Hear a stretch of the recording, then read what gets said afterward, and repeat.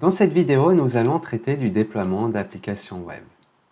Si vous développez des applications web, eh bien, en règle générale, à un moment ou à un autre, vous allez souhaiter rendre votre application publique. Et donc, vous allez devoir passer sur le web.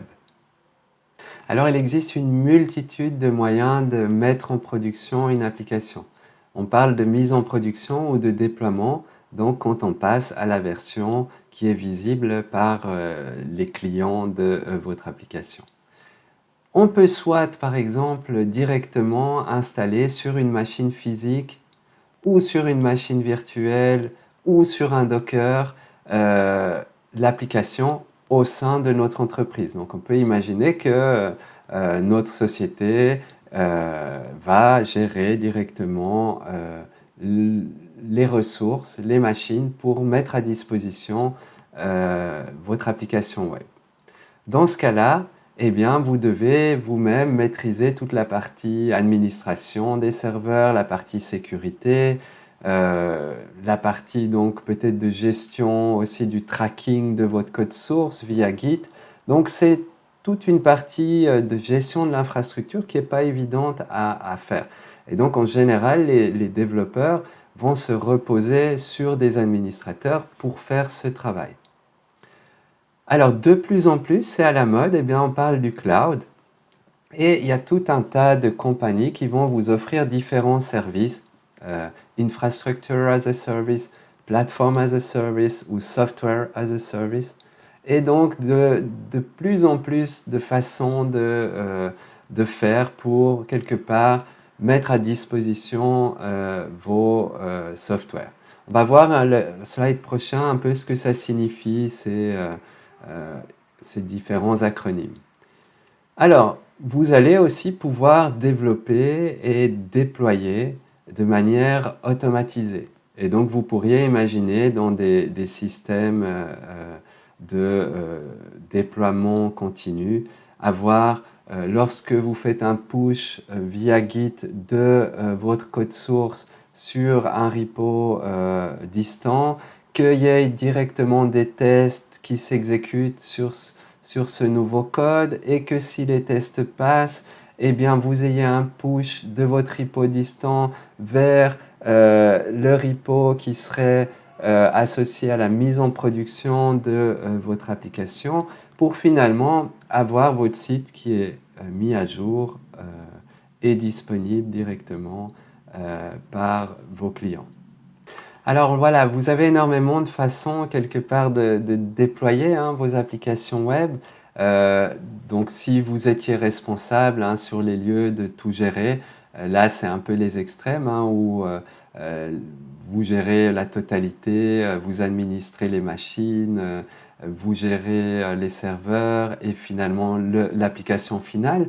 Vous avez la possibilité parfois de commander une machine physique et puis c'est vous qui devez vous occuper de tout la partie operating system, virtualisation si on a, et l'administration. Et puis finalement on est là dans ce qui est assez trendy actuellement, c'est infrastructure as a service. Et bien là vous êtes sur le cloud donc et du coup un provider va vous fournir de manière virtuelle du processing power, du stockage et va aussi vous fournir une mémoire vive associée donc à ce processing power et donc aux ressources qu'il vous offre. Mais ce sera à vous de gérer l'operating system, donc si vous voulez installer un Linux ou un Windows, et puis ensuite de gérer aussi toute l'administration des serveurs. Si vous voulez installer un serveur Node, si vous voulez installer un serveur PHP via Apache, voilà, ça c'est Infrastructure as a Service. Vous avez Platform as a Service, où là, tout l'aspect OS, virtualisation, database est géré par le provider. Et donc vous allez devoir simplement choisir si vous voulez avoir un container de type Node.js et vous allez fournir les données associées à votre application, les scripts, et donc vous allez pouvoir assez facilement et rapidement exécuter une application web. Et alors, le dernier type de service, c'est Software as a Service.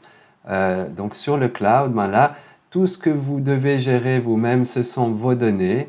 Et là, typiquement, ben, c'est quand le provider vous offre un service de bout en bout, comme Outlook par exemple, hein, où vous avez accès directement à une gestion d'email, de calendrier.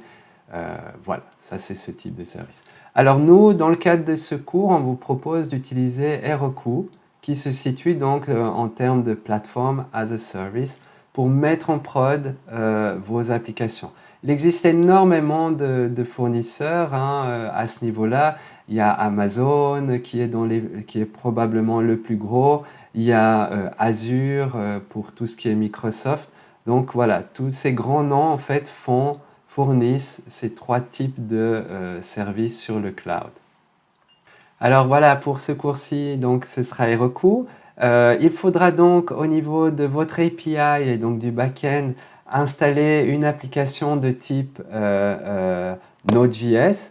Et pour le front-end, il faudra aussi installer et spécifier que c'est donc aussi de type Node.js, mais en plus avoir la gestion de sites statiques, notamment pour avoir donc un serveur statique et un proxy qui serait directement intégré. Alors si on reprend notre architecture classique hein, qu'on a vu dans les différentes parties du cours, où là avant ben, c'était sur le port 80 local, hein, notre front-end, et puis notre back-end il était sur le port 3000, ben, quand on déploie nos applications, et eh bien là on va déployer sur une URL une application, ça c'est le front-end, ça c'est l'URL par exemple de notre front-end, et puis le back-end, eh bien vous avez ici l'URL du back-end. En termes de serveur, eh bien, ce sera le build pack quelque part ici qui va faire office de serveur statique et donc qui va mettre à disposition tout ce qu'on aura mis au sein de notre application Webpack. Donc on utilise Webpack hein, pour le projet dans le cadre de ce cours. Et donc Webpack, il y a un répertoire source dans lequel il y a tous les fichiers JavaScript, les images, les feuilles de style. Et puis le proxy, ce sera le proxy aussi de notre build pack. Et puis au niveau de notre API, eh ben, ce sera une application express classique, telle qu'on a l'habitude, avec nos routeurs qui va répondre aux requêtes de nos clients suite à l'utilisation du modèle pour accéder aux ressources. Et voilà comment va fonctionner cette nouvelle architecture qui là va être déployée sur le cloud. Alors pour que vous puissiez le déployer par vous-même, eh bien, on ne va pas voir ça de manière détaillée ici, toutes les étapes, parce que en fait, c'est une recette de cuisine pour déployer sous Heroku. Elle est disponible sur le site web. Hein, c'est donc vous avez un fichier qui porte ce nom-là. Vous ouvrez ce fichier et vous avez toutes les étapes pour mettre à disposition votre application sur le cloud via Heroku. Voilà, c'est la fin des supports vidéo pour ce cours. Donc, je vous souhaite plein de succès et de joie dans le développement de vos applications et le déploiement aussi. Hein, et je vous dis à bientôt.